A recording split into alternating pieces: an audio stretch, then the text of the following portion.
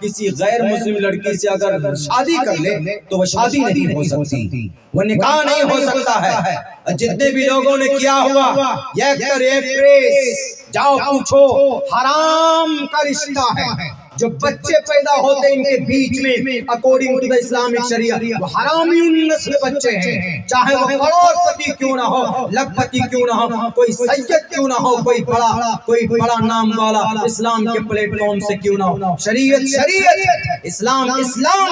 हमने कहा कि ये कहीं से कहीं तक जायज नहीं है। अब तुम जो अकीदा बताते हो कि इस्लाम में नौजवानों को ट्रेनिंग दी जाती है कि हिंदू बेटी से शादी करो, ऐसा नहीं है। हमने कहा बेटी को इज्जत देते हैं हम, इस्लाम ने इज्जत दी है। अल्लाह के नबी ने कहा है बेटी के बारे में कि अगर तुम्हारे घर में कोई बेटी है, सही परवरिश करो तो कल क़यामत में मेरे साथ तुम खड़े होगे। हमने कहा कि यही चीज आपके मंत्र में नहीं है। आपके मंत्र में तो लिखा यत्र नार्यस्तु पूजन्ते रमन्ते तत्र देवता तत्र तास्तु न पूजन्ते न रमन्ते न तत्र देवता। जिस घर में बेटी की इज्जत हो, उस घर में बेटी की, उस घर में ईश्वर आते हैं। और जिस घर में बेटी का सम्मान ना हो, उस घर में ईश्वर की कृपा नहीं होती। और भारत के हर धर्म की बेटी, हिंदू की बेटी हो, मुसलमान की बेटी हो, भारत की बेटी है। वो दलित हो, आदिवासी हो, शूद्र हो,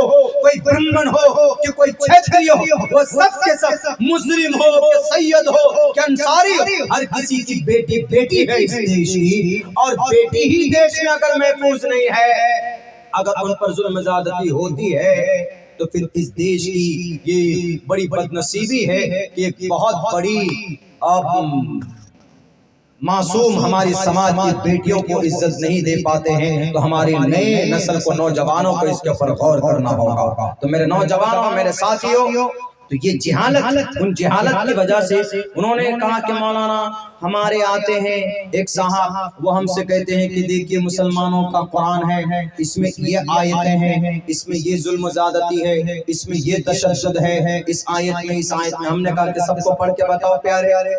जब वो पढ़कर बताना शुरू किया, हमने उन आयतों को वैद के रोशनी में उनको बताना और समझाना जब हमने उनको शुरू किया है, उनकी तब मिसअंडरस्टैंडिंग, मिसकॉन्सेप्ट जो इस्लाम के ताल्लुक से था वो खत्म हुआ। बोला मौलाना हम लोग कहीं पढ़े नहीं है, ये हम लोगों को बताया गया, हम लोगों को दिखाया गया। भारत के अंदर हमारे सनातन धर्मी भाइयों, मैं पढ़ता हूँ ऋग्वेद, यजुर्वेद, सामवेद, अथर्ववेद, तो आप भी पढ़ो। हिंदू मुसलमानों की लड़ाई वेदों में नहीं है, ये हिंदू मुसलमानों की लड़ाई देश के नेताओं के बीच में है। कुर्सी बचाने के लिए आप और हमें और आपको लड़ाते हैं। और नौजवानों, आपको खड़ा होना होगा। टोटल नौजवान जितने भी हैं हमारे इस देश के अंदर, हिंदू नौजवान हो कि मुस्लिम नौजवान, खड़ा होकर तालीम के मैदान में काम करना होगा। जब एजुकेशन, सही तालीम होगी, सही एजुकेशन के प्लेटफॉर्म को अपनाएंगे, तो धर्म के बारे में भी जो मिसअंडरस्टैंडिंग है वो भी खत्म होती चली जाएगी। आपका धर्म आपके लिए, लकुम दीनुकुम लना आमालुना व लकुम आमालुकुम। आप हिंदू हैं तो ओम भूर्भुवस्सुवः तत्सवितुर्वरेण्यं भर्गो दिवस्य धीमहि धियो यो न प्रचोदयात्। आप सिख हैं, एक ओंकारा सतनाम करता विरुद्ध नरमो नरवीर अकाल मूरत अजवनी से गुंगुर प्रसादी। आप अगर मुसलमान हैं तो अल्हम्दुलिल्लाह रब्बिल आलमीन अर्रहमानिर रहीम मालिकी यौमिद्दीन। अगर आप सनातन धर्मी हैं, अहमे वसोयमिदम बदामि जुष्टम दवा विरुद्धमानो शबियम कामैतत मगुर्नम कुर्नमितम ब्रह्माणम तमुर्शिदम सुमिधाम। अगर आप मुसलमान हैं तो मा काना मुहम्मदुन अबा अहदिम मिन रिजालिकुम वलाकिन रसूलुल्लाह व खातमन नबिय्यीन। पढ़िए अपने अपने अकीदे के हिसाब से अपना गुरु मंत्र पढ़िए, अपने अपने अकीदे के एतबार से अपना शास्त्र पढ़िए, कोई दिक्कत नहीं। लेकिन ऐसा नहीं हो रहा है, क्यों? तालीम की कमी की वजह से, तालीम की इन्हितात की वजह से। तो यहूदी जो आज आगे बढ़े हैं, तालीम की वजह से आगे बढ़े हैं। यहूदी बच्चा पढ़ता है, मेहनत करता है, लेकिन पता है अभी उत्तराखंड में 41 लोग फंसे हुए टनल में, उत्तराखंड में मदरसों पर एतराज करते हैं। उस टनल को से 41 मजदूरों को निकालने के लिए पिछले 17-18 दिन तक मेहनत की गई, खूब मेहनत की वहां के लोगों ने। यहाँ तक कि अमेरिका से एक मशीन मंगाई गई, एक बड़ी मशीन मंगाई गई अमेरिका से कि उसको खोद कर टनल में जाएं और फिर वहां से मजदूरों को निकाले। वो मशीन बीच रास्ते में टूट गई, बंद हो गई। पता है उन लोगों को कौन निकाले? 2 मदरसे का बच्चा, मदरसे का भागा हुआ तालिबे इल्म, एक का नाम वकील खान, एक का नाम शायद मुन्ना कुरैशी, और भी है, सरफराज है, इरशाद है, उसमें कुछ सनातन धर्मी नौजवान भी, रिंकू भी है, विनोद भी है, उसमें इरशाद है, सरफराज है, फिरोज खान, पूरी टीम। पता अमेरिका, मेड इन अमेरिका जो मशीन थी वो टनल में घुसकर वहीं रह गई। उसके बाद ये झांसी और दिल्ली के मदरसे के भागे भी ये दोनों तालिबे इल्म थे, क्योंकि उस टीम के रेड हॉल माइनिंग एक प्रोजेक्ट होता है कि वो लोग अपने छेनी हथौड़ी से सुरंग बनाते हैं, माइनिंग में सुरंग बनाते हैं, और 1.5-2 फीट के अंदर, वो ज्यादा लंबा चौड़ा सुरंग नहीं कर सकते, 1.5-2 फीट के अंदर अंदर सिर्फ अपनी बॉडी उनकी जिसमें जा सके, उसी को पांव की उंगलियों में 3 घंटे तक खड़े होकर वो लोग ये काम कर सकते हैं। और एक दिन में 12 घंटे में वो लोग 12 मीटर सुराख कर सकते हैं पत्थर के अंदर। कहाँ के थे वो?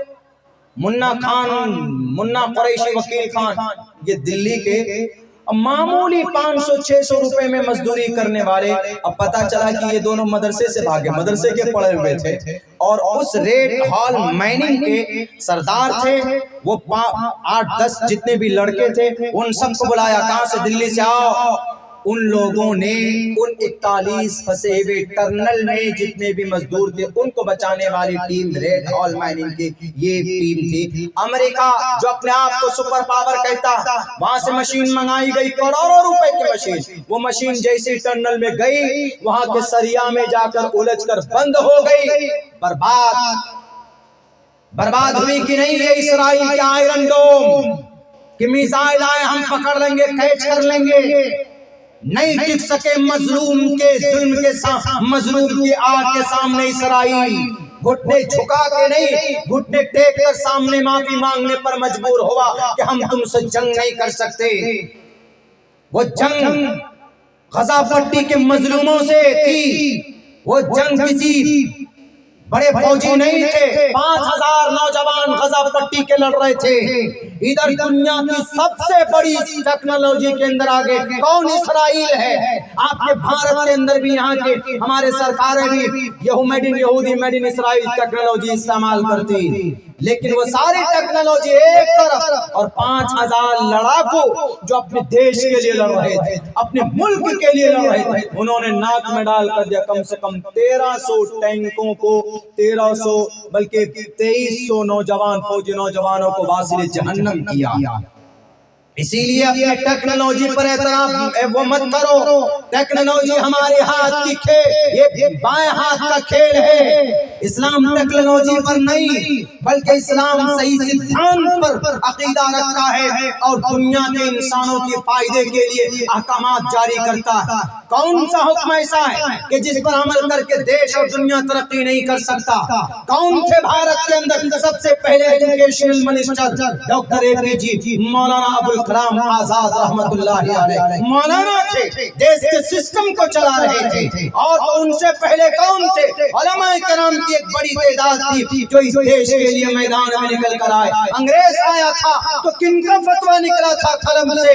मौलाना शाह अब्दुल अजीज मुहद्दिस देहलवी रहमतुल्लाहि अलैह के कलम से फतवा निकला था कि अंग्रेज मैं तुम्हें इस देश के अंदर कभी काबिज नहीं होने दूंगा। उन्होंने तालीम के मैदान में बहुत काम किया। मेरा नौजवानों, भारत के अंदर आप जो लाखों करोड़ों रुपए खर्च करते हो अपने प्रचारों में, हमारे देश के प्राइम मिनिस्टर साहब उन पैसों को खर्चा कीजिए। आप चांद पर चले गए, लेकिन 2 किलोमीटर नीचे जो माइनिंग थी, जो टनल था, उसके अंदर पहुंचने के लिए आपने कोई सिस्टम नहीं बनाया। वहां अगर पहुंच पाए अपनी छेनी हथौड़ी से, अपने कमजोर हथियार के साथ अगर कोई पहुंचा है तो वहां एक कलमा पढ़ने वाला उनकी पूरी टीम पहुंची है और उनकी जान बचा कर निकले। इस देश के अंदर कोई भी आफत आए, इस देश के अंदर कोई भी आपदा आए, आवाज लगा लेना, इंशाअल्लाह हम अपने सर पर कफन बांधकर इस देश की आफतों से मुकाबला करें। अपने धरती की इज्जत और आबरू को बचाने के लिए हर किसी से हमने मुकाबला किया है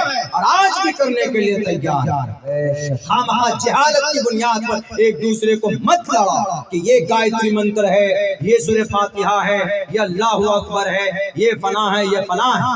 आपका हर किसी का धर्म भाई एक्सेप्टेबल है, अच्छी बात है। हर कोई अपने अपने धर्म और अकीदे के हिसाब से जिंदगी गुजारे, लेकिन कोई किसी को जलील ना करे। तो बच्चे क्या बोलते हैं आखिर में मौलाना? और भी बहुत सारी बातें हैं आपके मदरसों के ताल्लुक से में बताया गया। हमने कहा कि नौजवानों, जहां तुम लोग कोटा में कोचिंग करते हो ना, जहां तुम लोग बायोलॉजी या आर्ट्स के ऊपर मेहनत करते हो, वहीं तुम लोग जरा धर्म के ऊपर भी मेहनत करो। हमने कहा ये तुम्हारा धर्म ही तुम्हारा साथ जाएगा। शरीरेण शमं नासं सर्वमन्यते गच्छति, कुछ नहीं साथ जाएगा, आपका धर्म आपका साथ जाएगा। मेरे नौजवानों, education, the primary aim of education is to prepare and to qualify the new generation for participation in the development cultural society.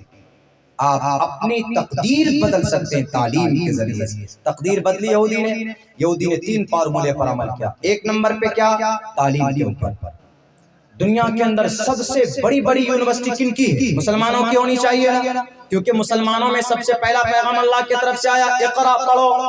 तो बड़े बड़े मदारिस होने चाहिए, बड़े बड़े कॉलेजेस होने चाहिए, बड़ी बड़ी यूनिवर्सिटी। और सुन लीजिए, कॉलेज यूनिवर्सिटी में जो निसाब है आज के जमाने का, आज science, social science, math, English, grammar, Hindi, व्याकरण, ये मौजूदा स्कूल का निसाब है।